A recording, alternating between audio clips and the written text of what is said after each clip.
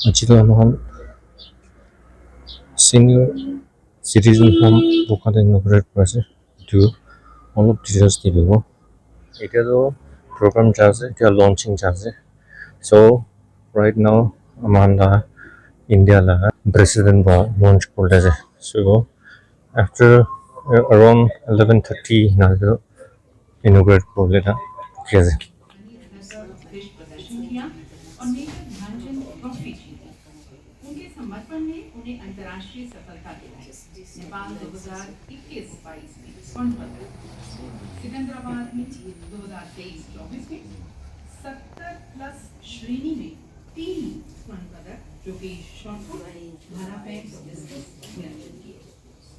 कहते हैं ना कि जीवन की सबसे बड़ी खुशी जो महसूस होती है उस काम को करने में महसूस होती है जब लोग कहते हैं तुम ये नहीं कर सकते, और जब आप वो कर दिखाते हैं के लिए एक आशा की किरण है जो आर्थिक रूप से कमजोर है और जिन्हें जीवन यापन में सहारे की आवश्यकता है। इन्हें यह विशेष kits assisted living devices kit ये प्रदान की जा रही है, भेंट की जा रही है माननीय राष्ट्रपति जी द्वारा। मंच पर अब आमंत्रित करते हैं साधु शरण शर्मा जी को।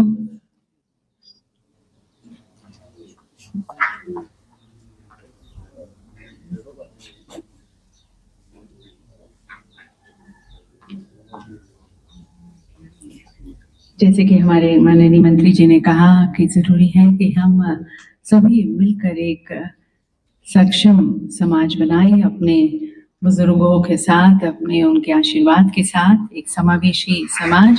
इसमें इन सभी का योगदान असीम रहा है और आज उन्हें ये विषय अभी भी जीवन के इस पड़ाव पर देश निर्माण में, समाज के कल्याण में वे अपना योगदान देते आए हैं और एक धन्यवाद के रूप में भी उन्हें ये किट प्रदान की जा रही है।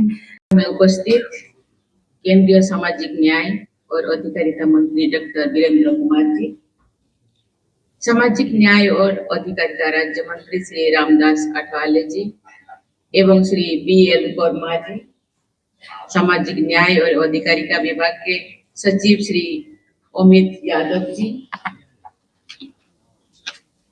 BK आशा जी, BK शिवानी जी, सभी वरिष्ठ नागरिकगण, देवियों और स्वजन। वरिष्ठ नागरिकों के कल्याण और सम्मान के लिए समर्पित इस महत्वपूर्ण अवसर पर उपस्थित होकर मुझे हार्दिक प्रसन्नता हो रही है।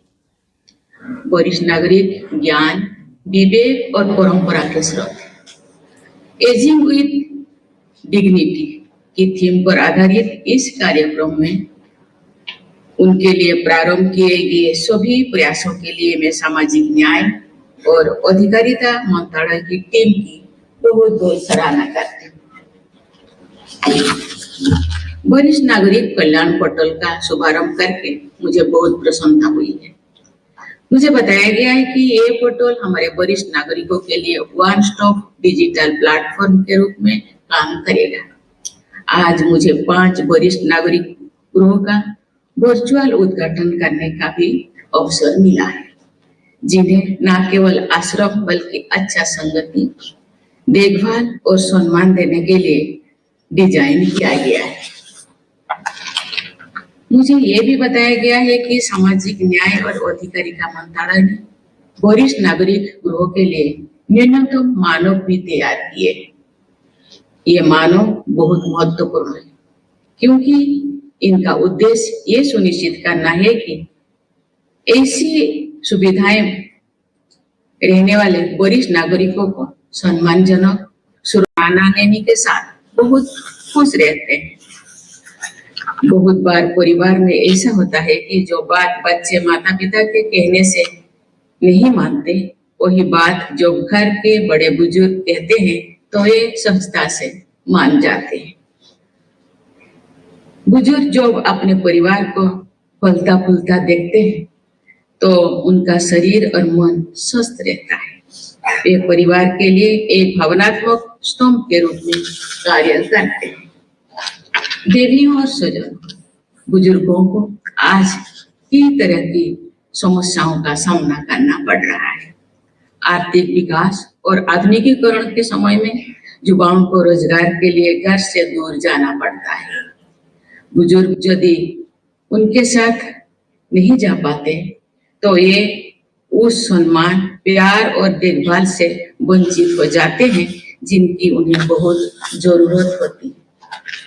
कई बार ऐसा भी देखा जाता है कि जो माता पिता बच्चों के साथ रहते हैं उन्हें भी उनका प्यार और समय नहीं मिल पाता। अत्यंत दुख की बात यह है कि कई लोग बुजुर्गों को बोझ मानते हैं और उनसे अशिष्ट व्यवहार भी करते हैं। यहाँ तो कि कई बार तो उच्चतम न्यायालय इस योजना के माध्यम से सरकार समाज में अमूल्य योगदान को मान्यता देती है।